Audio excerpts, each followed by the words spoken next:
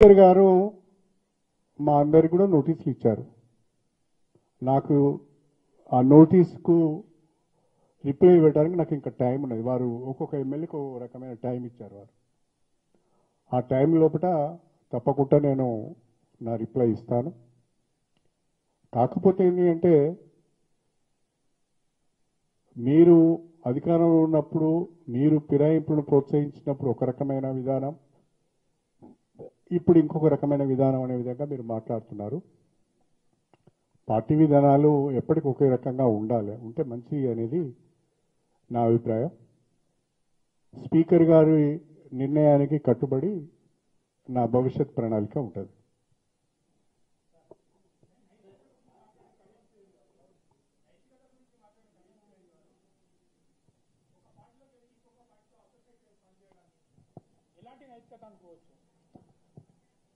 Kadiyam Srihari party మారిన వాళ్ళలో కడియం శ్రీహరి మొదటివాడు కాదు,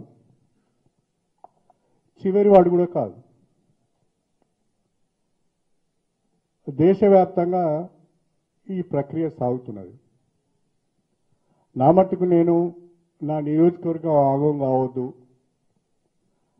నన్ను ఎన్నుకున్న ప్రజలు ఆగం కావద్దు, మరి ఇంకొక 5 సంవత్సరాలు వీళ్ళు నష్టపోవద్దు, ఈ ప్రజలకిచ్చిన మాటను నిలబెట్టుకోవాలి, ప్రజలకిచ్చిన అభివృద్ధిని చేసి చూపించాలి అనే ఒక ఆలోచనతో మాత్రమే అభివృద్ధిని ప్రధాన అంశంగా తీసుకొని కాంగ్రెస్ ప్రభుత్వంతో కలిసి పనిచేయడం జరుగుతుంది. కొద్ది కాలం మినహాయిస్తే 94 నుంచి మీరు రాజకీయాల్లో దాదాపుగా అధికార పార్టీతోనే ఉన్నారు. అంటే అప్పుడు ఎందుకు అభివృద్ధి చేయలేకపోయారు? నేను చేసిన అభివృద్ధి ఉంది గన్పూర్లో. ఏ గ్రామానికి వెళ్ళినా, మీరు ఏ గ్రామానికి వెళ్ళినా, ఇప్పటికీ వెళ్ళండి, ఏ గ్రామానికి వెళ్ళినా కొద్దిసేపు రాజకీయాన్ని పక్కన పెట్టి ఈ గ్రామం ఎవరు ఎమ్మెల్యేగా ఉన్నప్పుడు అభివృద్ధి జరిగిందని అడగండి. ఈ స్కూల్ ఎవరు కట్టిల్లు, ఈ వాటర్ ట్యాంక్ ఎవరు కట్టిల్లు, ఈ సీసీ రోడ్లు ఎవరు కట్టిల్లు, ఈ వాటర్ స్కీమ్ ఎవరు తెచ్చిల్లని అడిగితే వాళ్ళే చెప్తారు. మీ ప్రశ్నకు అక్కడే క్షేత్రస్థాయిలో సమాధానం దొరుకుతుంది. సార్, అంటే మీరు ఇప్పుడు పెట్టినటువంటి ప్రెస్ మీట్ కావచ్చు, అందులో ఎత్తుకున్న అంశాలు చాలా ఇన్స్పైరింగ్గా ఉన్నాయి సార్. ఒక పార్టీకి ఒక విధానమే బాగుంటుందని చెప్పారు. అంటే ఇప్పుడు మీరు జర్నీ చేస్తున్నటువంటి కాంగ్రెస్ పార్టీలో రాహుల్ గాంధీ ఏమో ఫిరాయింపుల మీద చాలా పోరాటం చేస్తాడు. కానీ అంటే మీరు కూడా సుదీర్ఘకాలం ఉమ్మడి ఆంధ్రప్రదేశ్లో, తెలంగాణలో మీరు అనుభవించిన పదవి లేదు. మీరు ప్రతిపక్షంలో ఉండే అధికారంలోకి వచ్చి అనేక పదవులు అనుభవించారు. అయితే మరి అభివృద్ధి చేయాలంటే పార్టీనే మారాలా? అంటే సుదీర్ఘ రాజకీయ అనుభవం ఉన్నటువంటి వ్యక్తిగా నవ సమాజానికి ఒక మెసేజ్ ఇవ్వాలనేటువంటి మీ తాపత్రయానికి అనుగుణంగా అడుగుతున్నా సార్.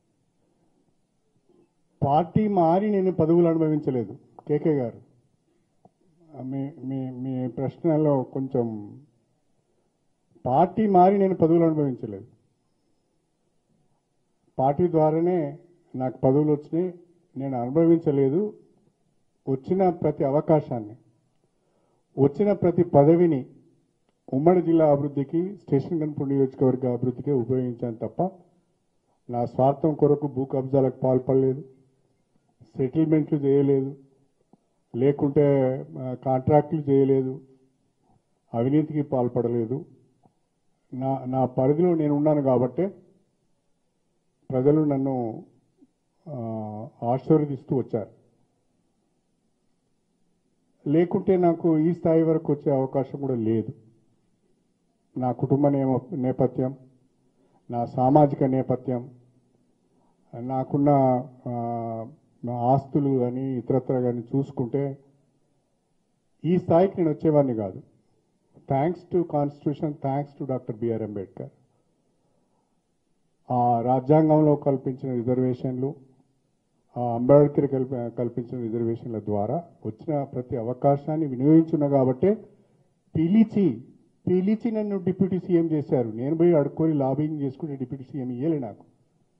నన్ను పిలిచి ఢిల్లీ నుంచి రమ్మని, నీ అనుభవం మాకు అవసరము, నీ తెలివితేటలు మాకు అవసరము, నువ్వు రా ఢిల్లీ నుంచి అని చెప్పి పిలిచి నన్ను డిప్యూటీ సీఎం చేశారే తప్ప నేను ఎవరి దగ్గరికి వెళ్ళి. మీకు ఇంకో విషయం కూడా చెప్తున్నా, చాలామంది నాయకులకు పాదాభివందనాలు చేస్తారు. చాలామంది నాయకులకు పాదాభివందనాలు చేస్తారు. మీరు ఎవరైనా చూసారా నేను పాదాభివందనం చేయంగా? అంటే నేను ఎక్కడ అమ్ముడు పోలేదు, ఆత్మవిశ్వాసంతోనే బతికాను. నా నీతి, నా నిజాయితీ, నా కష్టమే నాకు పని ఉపయోగపడ్డది తప్ప మరొకటి కాదు. మీరు అన్నట్టుగా నేను ఇవన్నీ ఆలోచించినప్పుడు అల్టిమేట్గా నియోజకవర్గ ప్రజలకు ఏం సమాధానం చెప్పాలనే ఆలోచన నన్ను బాగా ప్రభావితం చేసింది. అందుకే నేను కాంగ్రెస్ ప్రభుత్వంతో కలిసి పనిచేయవలసిన అవసరం వచ్చింది. ఇప్పుడు నీతి గురించి మాట్లాడాలి, తప్పకుండా నీతికి కట్టుబడి ఉండాలి. కానీ ఆ నీతికి కట్టుబడి ఉన్నప్పుడు పని చేయలేనప్పుడు ప్రజల్లో పలుచనవుతాం, ప్రజలకు అన్యాయం జరుగుతుంది అనేది నా అభిప్రాయం. కాదు సార్, అంటే మీరు ఒక నిమిషం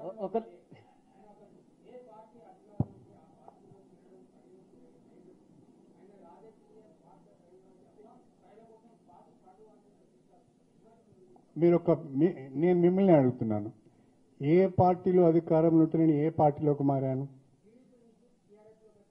నేను టీఆర్ఎస్లోకి వచ్చినప్పుడు వినండి ఒక మాట, నేను టీడీపీ నుంచి టీఆర్ఎస్లోకి వచ్చినప్పుడు టీఆర్ఎస్ అధికారంలో ఉందా?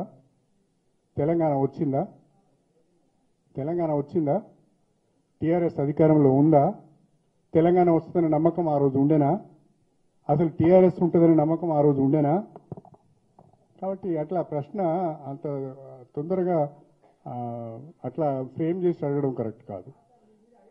అరే ఉంటాయండి, 100 ఆరోపణలు ఉంటాయి. నువ్వు మేధావి కదా, నువ్వు విలేకరివి కదా, నీకు ఆలోచన చేసే శక్తి ఉండాలి కదా, నీకు అనలైజ్ చేసే శక్తి ఉండాలి, విశ్లేషణ చేసే శక్తి ఉండాలి కదా. మిగతా వాళ్ళ లెక్క నువ్వు కూడా మాట్లాడితే ఎట్లా? వాడు మాట్లాడతాడు, ఎందుకంటే ఆయన నాకు రాజకీయ ప్రత్యర్థి కాబట్టి 110 మాట్లాడతాడు. మీరు కాదు కదా నాకు రాజకీయ ప్రత్యర్థి.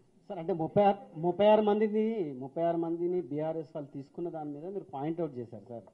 కానీ అంతకు ముందుకే రాజశేఖర్ రెడ్డి ఉద్యమ పార్టీగా ఉన్న బీఆర్ఎస్ నుంచి తీసుకున్నాడు. అదే పార్టీలో, అంటే మీరు ఈ విషయాలు చెప్తున్నారు కాబట్టి అదే పార్టీలో మీరున్నారు. రాహుల్ గాంధీ ఇదే దాని మీద పోరాటం చేశాను. దాని మీద నాకు సరైన ఆన్సర్ రాలే. నేను ఒకటి మాత్రం స్పష్టంగా చెప్పగలుగుతాను, కడియం శ్రీహరిగా వ్యక్తిగతంగా ఫిరాయింపులను నేను సమర్థించను. నెంబర్ 1, కడియం శ్రీహరిగా వ్యక్తిగతంగా ఒక సిద్ధాంతానికి